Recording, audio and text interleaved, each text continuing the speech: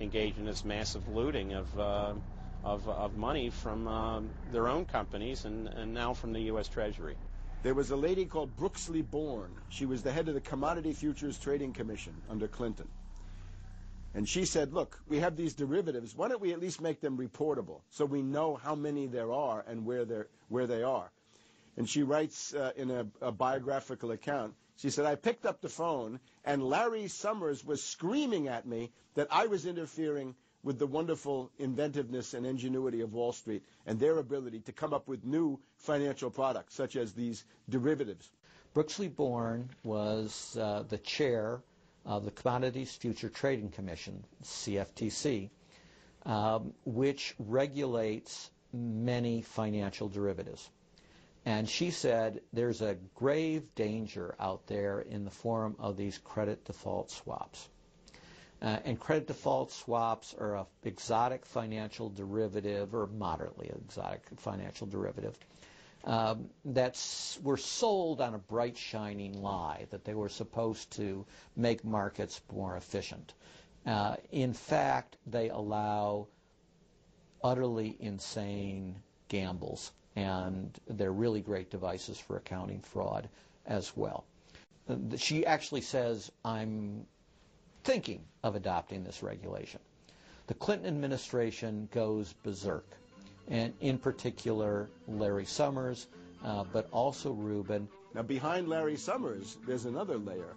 Bob Rubin of Goldman Sachs, the Clinton administration, and Citibank. And he also thought that derivatives were a wonderful thing for the U.S. economy, and he made sure that they were never regulated. Also, we can't forget Alan Greenspan over at the Federal Reserve. Now, you look at Summers, he is sitting in the White House today making policy for Obama. Summers tells Obama what to do. Summers tells Geithner what to do. He's also got some of his hatchet people in the administration. Mary Shapiro runs the Securities and Exchange Commission. She refuses to ban naked short selling and other market manipulations. You've also got another guy called Gensler over at the Commodity Futures Trading Commission today.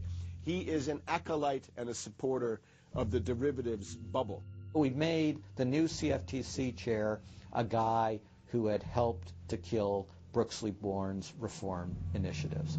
And we just did this under the Obama administration. This was a pre-registered, pre-organized, predetermined event. Anybody who knows that if you allow the banks to become unregulated financial institutes with tsunami-like weapons of mass destruction like financial instruments like derivatives, to allow that to run up to levels that are 50, 100, 200 times the gross domestic product with no value.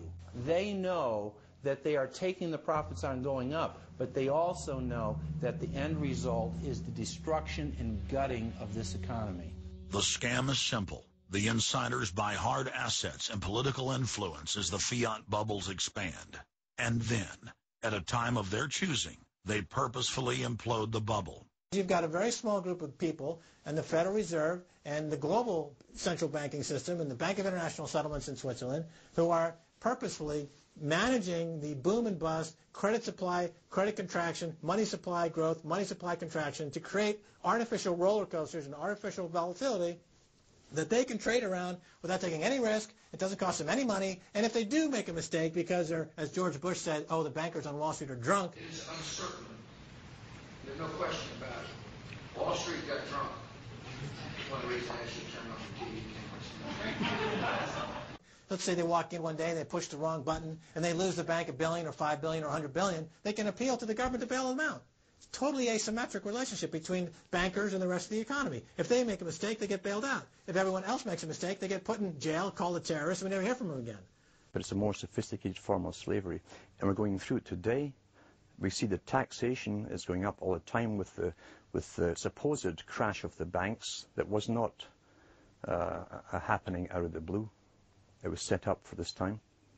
They could have kept it going for another few years if it suited them, and then crashed all the bubbles. But now is the time. As they say in their own writings, now is the time. One of the great benefits of an economic model from an economist standpoint is you can basically get whatever results you want. You can manipulate the inputs to make that happen. And that makes it a very easy tool to use to hoodwink other people.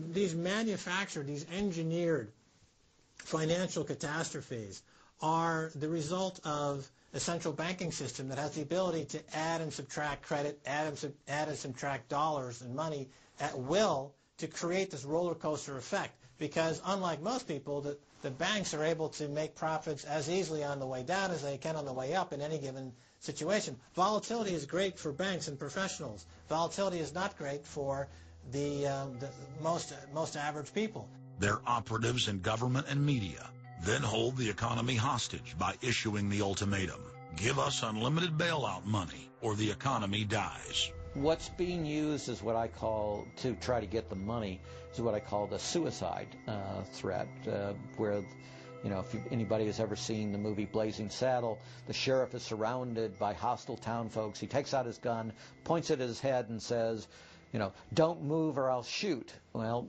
that's what the big banks are saying. You know, give us unlimited cash or we'll die. And if we die, you'll die, because we're too big to fail. It is a false flag attack because Hank Paulson will get up in front of Congress and say, we need $700 billion because that thing, that existential threat, the market is attacking us, and we need this handout to fight Mr. Market. Mr. Market is out there. We need to fight Mr. Market. It's an existential threat. Meanwhile, he is Mr. Market. He's the one causing the problem. We had Paulson, a representative of Goldman Sachs who happened to be running the U.S. Treasury, came forward with a hysterical briefing for the Congress saying, we, the Wall Street bankers, demand $700 billion in bailouts. So they say, yes, we'll give you all the money you need. Well, you know, these are arsonists. Paulson, Tim Geithner, Bernanke, they're arsonists. They're asking for more matches. And the Congress is saying, who do we make the check out to? Who do we send these matches to? Who do we send the matches to? Is a ton of matches enough? Can we send you some gasoline to go with those matches? They're like, yes, please. Don't change our management. Don't pay us what assets are worth. Pay us way more than what our assets are really worth. Don't make us use honest accounting. Allow us to lie. We've just, under congressional pressure, changed the accounting rules for the express purpose of making sure that the big banks don't have to report honest losses. The only way they can pass this bill is by creating and sustaining a panic atmosphere. That atmosphere is not justified. Many of us were told in private conversations that if we voted against this bill on Monday, that the sky would fall, the market would drop 2,000 or 3,000 points the first day, another couple thousand the second day, and a few members were even told that there would be martial law in America if we voted no. That's what I call fear-mongering. We have, people in the government threatening martial law or things to get their way in the executive branch against Congress. If you put all these signs together, it doesn't look good at all. To the extent we are a democracy, we're sort of a hairbreadth away from a police state. Congress aided the bankers in carrying out the biggest heist in history with the so-called banker bailout of 2008. The bailout money, the $13 trillion or so dollars that have been given to the banks, is sitting on the balance sheet of the banks, and that is incurring interest costs. And that's going to precipitate the need to flush the system with more cash. And at some point, the dam will break, and you're going to have very high inflation. Some predict hyperinflation. You cannot print phantom money out of thin air, backed by nothing, and producing practically nothing without destroying the world economy. So unless we cut out the toxic funds, the toxic elements of this economy, every time we put in money on this bailout, it's just feeding the fire. It's not making things better. What should have happened is that those banks and investment banks should have been seized. They should have been seized by the Federal Deposit Insurance Corporation. Those are zombie banks. The Chase Manhattan, J.P. Morgan Chase, Bank of America,